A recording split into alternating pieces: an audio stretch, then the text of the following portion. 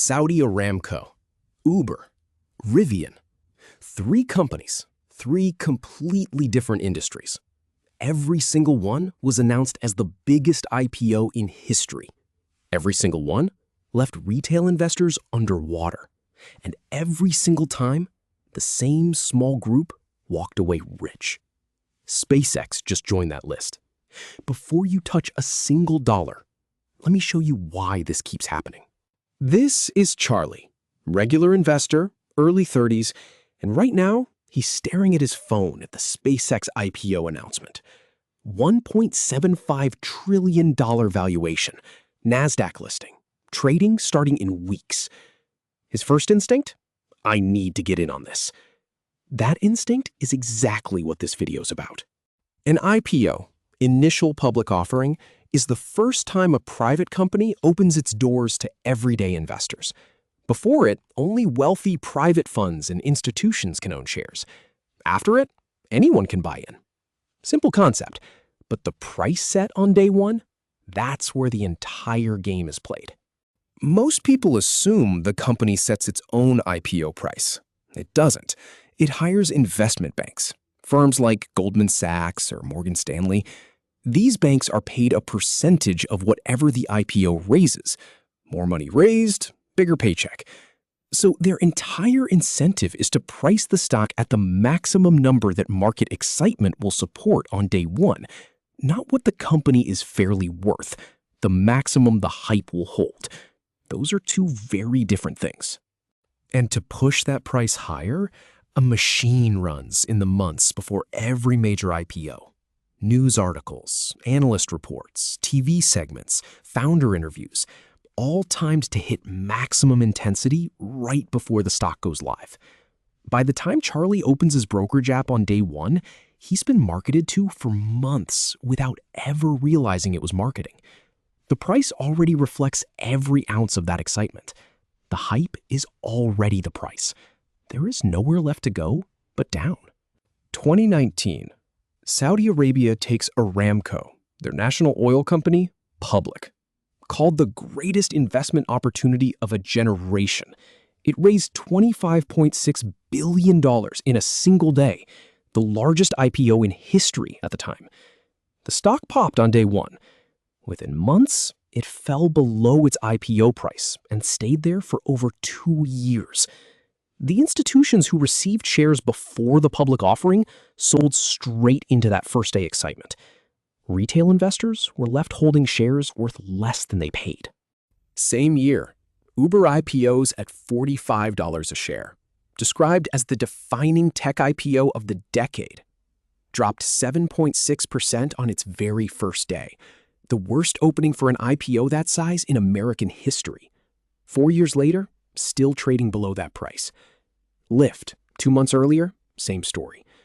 2 dominant companies, 2 biggest IPOs of their era, both still below their starting price years after the headlines moved on.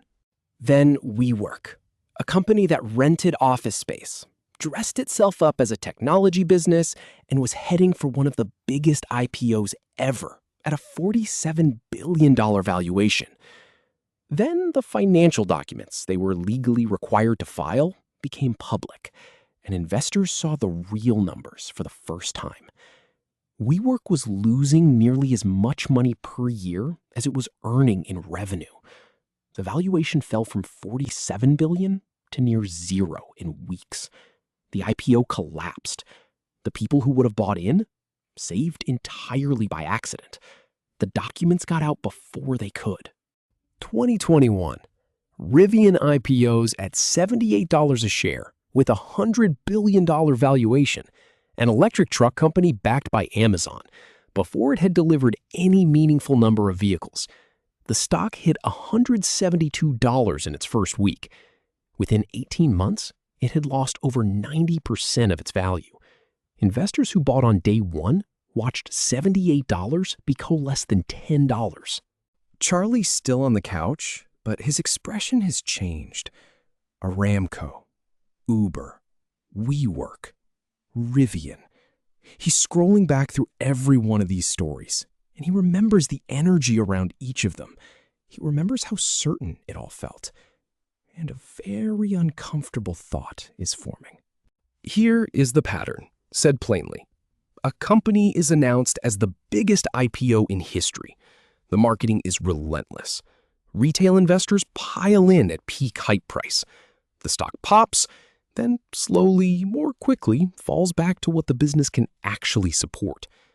Early investors sell into the excitement. Retail absorbs the drop. This has happened with enough consistency that it is not a coincidence. It is how the machine works. The question isn't whether the pattern is real. The question is, why does it keep working? Because for the founders, the early investors, the venture capital firms who back these companies, the IPO is not the beginning. It is the end. These are people who put money in when the company was worth almost nothing. They've been waiting, sometimes for a decade, for a liquid exit, a way to convert paper value into real money. For that exit to pay at maximum value, they need buyers. They need Charlie. They need millions of Charlies, all convinced that today is the right moment to get in.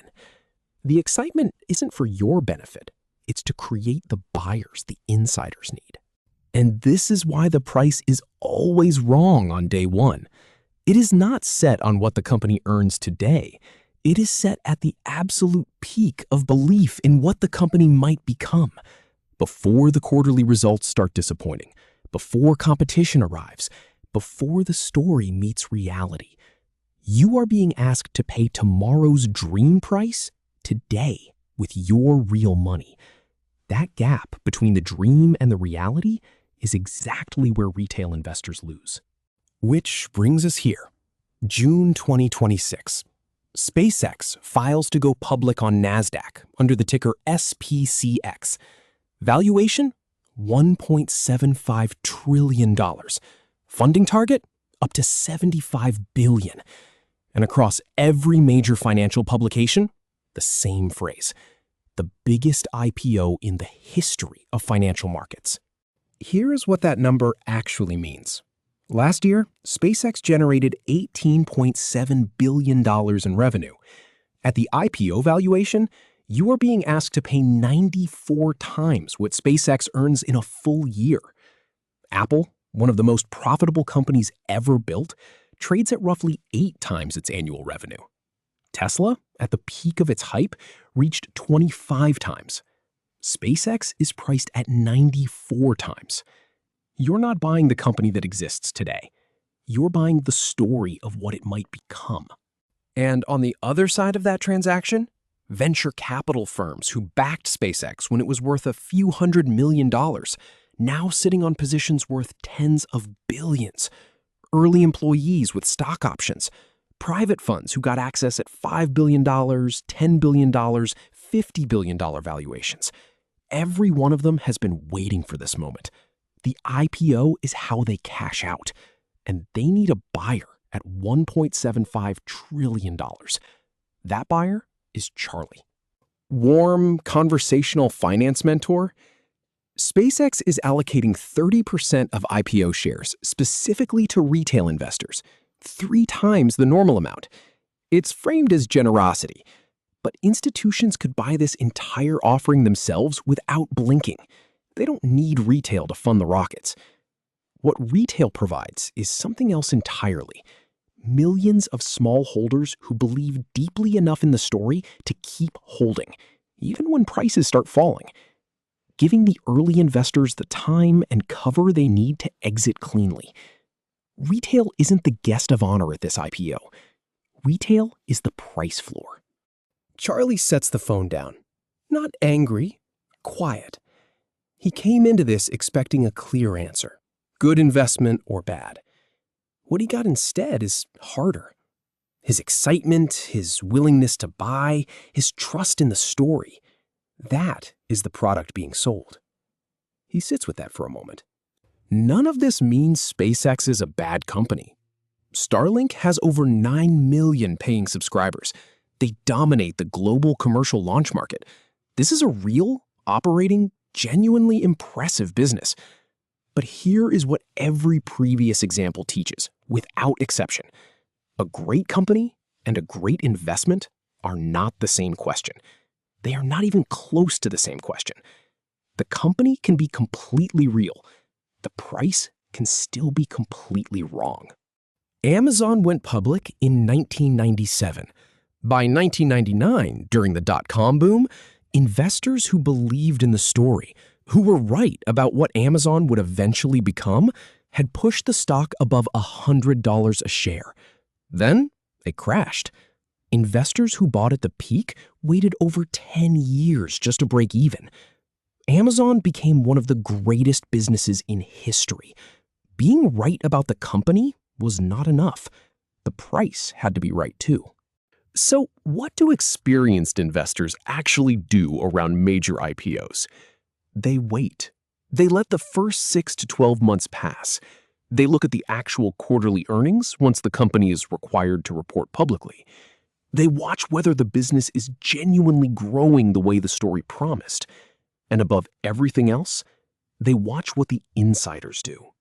Every IPO includes a lockup period, a rule that prevents insiders from selling their shares for a set window, usually 90 to 180 days after listing.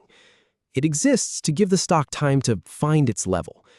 But pay close attention when that window expires. The people who know everything about the company, the real financials, the real risks, the real projections, are now legally free to sell. If they do, in volume, that is the single most honest signal in finance. It tells you far more than any headline ever will. Charlie picks up the phone one more time. The excitement is still there. It doesn't just switch off, but it's sitting alongside something else now. Not fear, not cynicism, just clarity. He closes the app, not because SpaceX is a bad company, not because he'll never buy it, but because he now understands that the loudest invitations in finance deserve the most careful reading. The investors who will actually make money from SpaceX are probably not buying on day one. If you want to keep making decisions like that, informed, calm, one step ahead of the hype, subscribe. Every week, one more thing they don't teach you about money until it's too late.